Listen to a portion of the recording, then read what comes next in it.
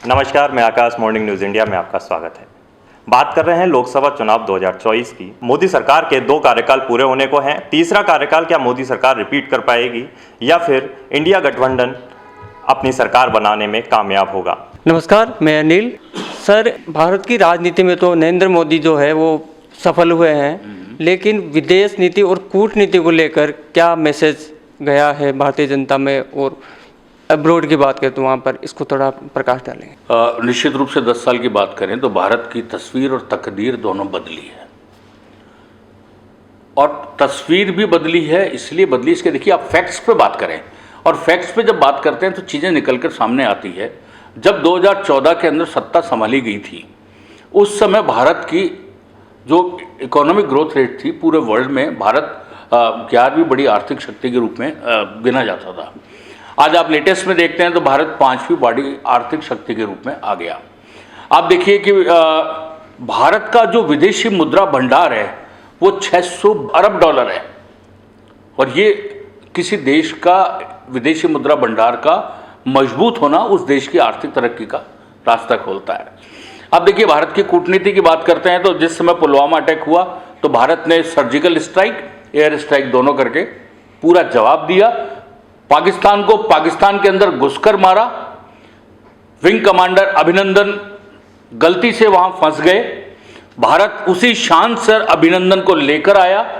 America, Bharat के दबाव में अमेरिका ने पाकिस्तान से कहा कि अभिनंदन को बिल्कुल आप आराम से सह सुरक्षित वापस लौटाइए, नहीं तो भारत रात को आज अटैक करेगा। यानी अमेरिका जैसा शक्तिशाली राष्ट्र भी ये समझ गया कि अब भारत को कमजोर मानने की भूल करना एक बहुत बड़ी बेवकूफ़ी होगी। बात यहीं खत्म नहीं होती है। सैन्य ताकत के रूप में देखें तो भारत दुनिया की 4थी सबसे बड़ी सैन्य ताकत है। स्टॉक एक्सचेंज के रूप में देखें तो भारत ने हांगकांग को पीछे छोड़कर 4था बड़ा स्टॉक एक्सचेंज के मामले में वर्ल्ड का देश बन गया है। मोदी ने प्रथम कार्यकाल के अंदर 2014-2019 के कार्यकाल में विदेशों में तमाम देशों से अपने आर्थिक, सामरिक और विदेशी संबंध मजबूत करने के लिए काम किया। बहुत दौरे किए उन्होंने, बहुत लोगों से मिले। लगातार वो इस तरीके से चलता था कि वो, और विपक्ष के पास तो ये रहता था मुद्दा के मुद्दे मोदी जो है विदेशों में घूम रहा है। लेकिन जो मजबूत किए गए देशों से संबंध, उसका इतना ज़बरदस्त हिंदुस्तान को फ़ायदा मिला है। आप देखिए, कोई दिन ऐसा था कि भारत हथियार आयात करता था। आज दिन ऐसा है कि भारत बड़ी संख्या में देशों को हथियारों का निर्यात कर रहा है। कोई दिन ऐसा था जिस दिन हम दवाइयों के लिए भी दूसरे देशों पर डिपेंड थे। छोटी छोटी बीमारियों की दवाइयाँ भी हम लोग आयात करते थे। आज हम दुनिया भर के अंदर हमारी दवाइयों का निर्यात कर रहे हैं, और ये पूरे दुनिया ने देखा।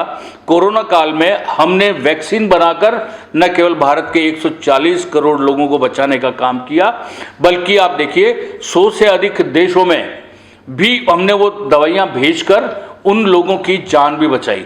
भारत के प्रधानमंत्री नरेंद्र मोदी का एक सोच कि वसुधैव कुटुंबकम, दुनिया एक परिवार है, इसी को सोच में रखते हुए उन्होंने सारा ये काम किया।